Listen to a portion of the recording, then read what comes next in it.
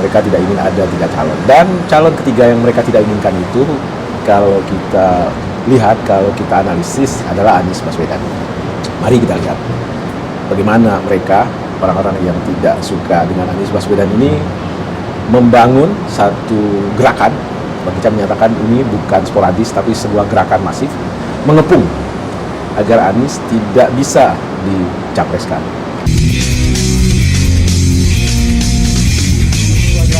Ketemu lagi kita di channel yang perlu dibagikan informasi gratis tidak bayar. Subscribe. Assalamualaikum warahmatullahi wabarakatuh. Apa kabar teman-teman? Senang jumpa lagi dengan teman-teman sobat Kicau Jelata. Pagi ini Bang Ica ngantuk sekali, padahal tidur jam 3 pagi. Pernah nggak teman-teman ngalamin keadaan mata sangat ngantuk tetapi tidak bisa tidur? Padahal ada waktu untuk tidur, ada tempat untuk tidur. Nah, ini yang sering kali Bang Ica alami setiap berada di tempat baru. Jadi bagi Bang Ica, tidur tidak hanya sekedar dipenuhinya syarat mata ngantuk dan ada tempat untuk tidur, tapi ada syarat lain, yaitu aroma kamar, mungkin desingan suara.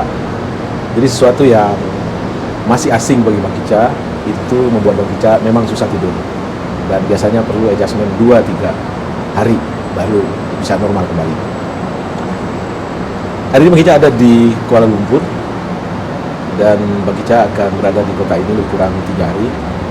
Salah satu tujuan adalah untuk bersilaturahmi kepada saudara yang kebetulan 4 bulan yang lalu sepupunya Bang Ica, jadi ibu dari saudara yang Bang Ica ingin kunjungin saat ini, itu meninggal dunia.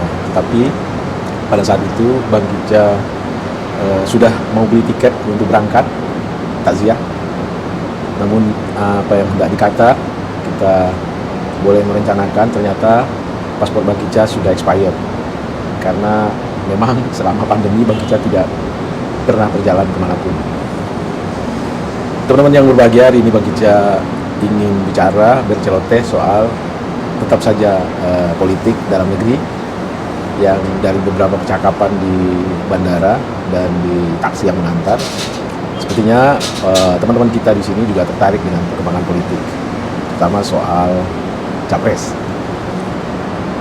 Bang Ica ingin kita berkicau soal masih tetap Anies Baswedan. Apa sih yang ditakutkan dari Anies Baswedan? Kira-kira inilah topiknya.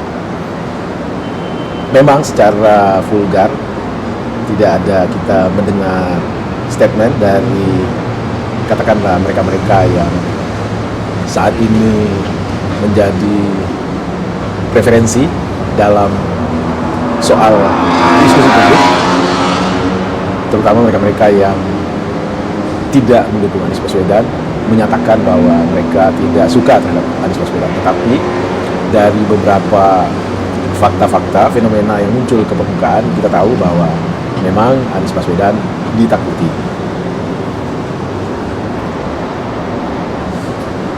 Itu bisa kita lihat dari narasi-narasi yang menyatakan, baik itu oleh pengamat yang terafiliasi atau oleh politikus yang terafiliasi bukan kepada Anies Baswedan.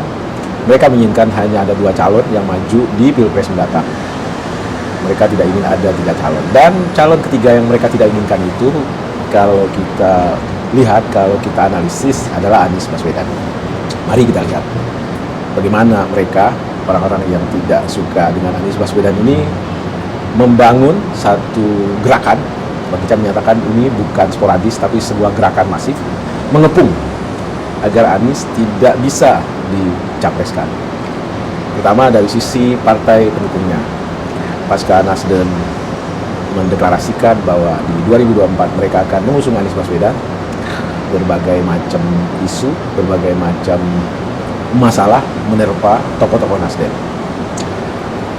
Contoh pertama adalah ditersangkakannya Johnny J. Plate.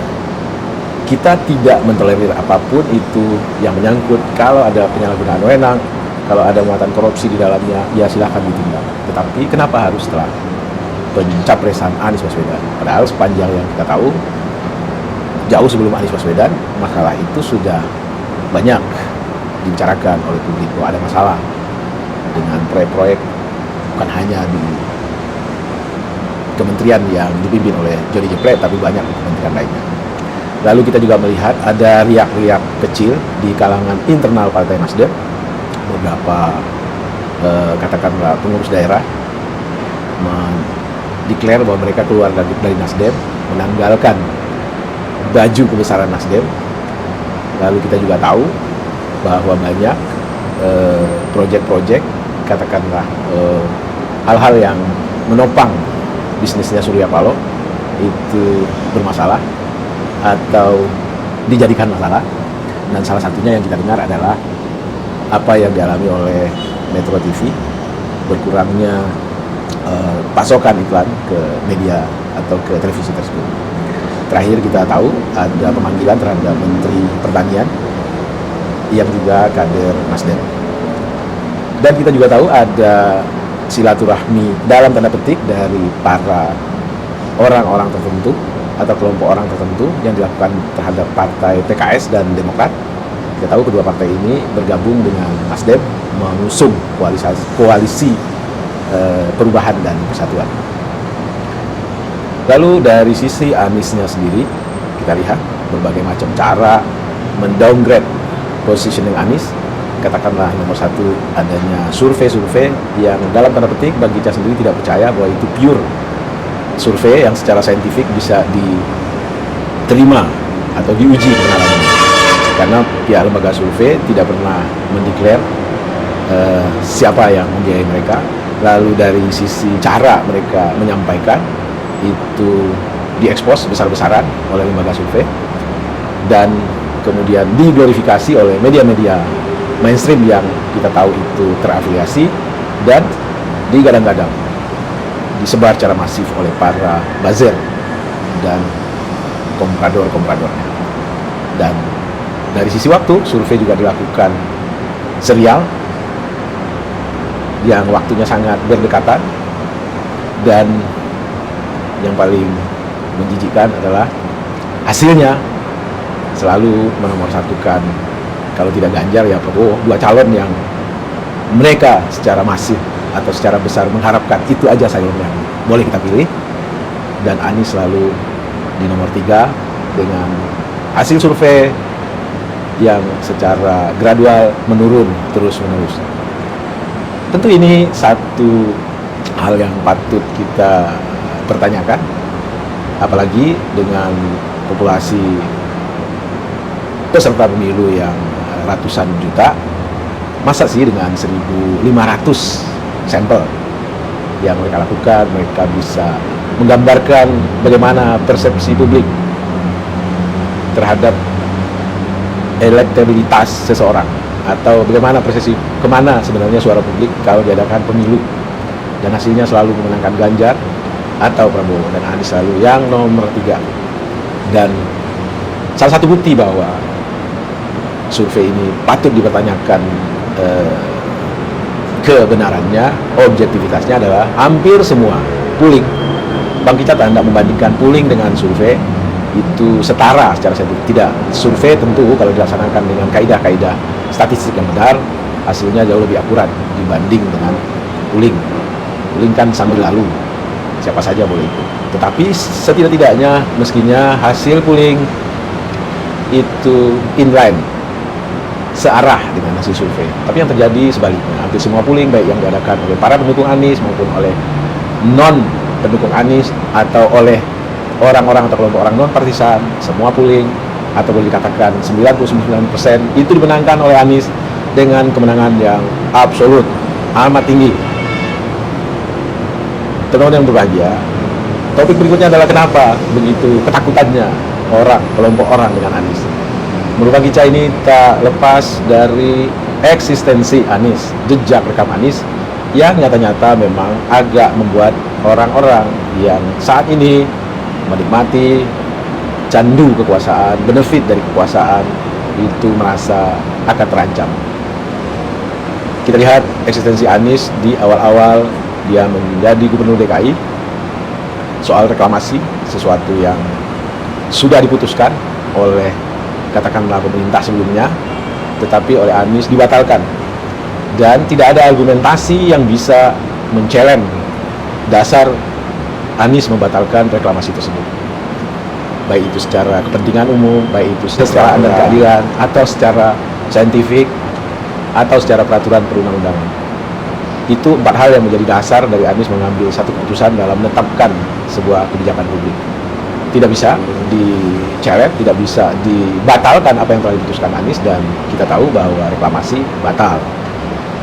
Memang ada yang sudah ongoing, yang sudah jadi barangnya, tentu Anies tidak bisa secara saklek melakukan, tetapi Anies menggeser bahwa itu akan menjadi katakanlah tempat yang tidak eksklusif lagi, itu akan menjadi tempat publik.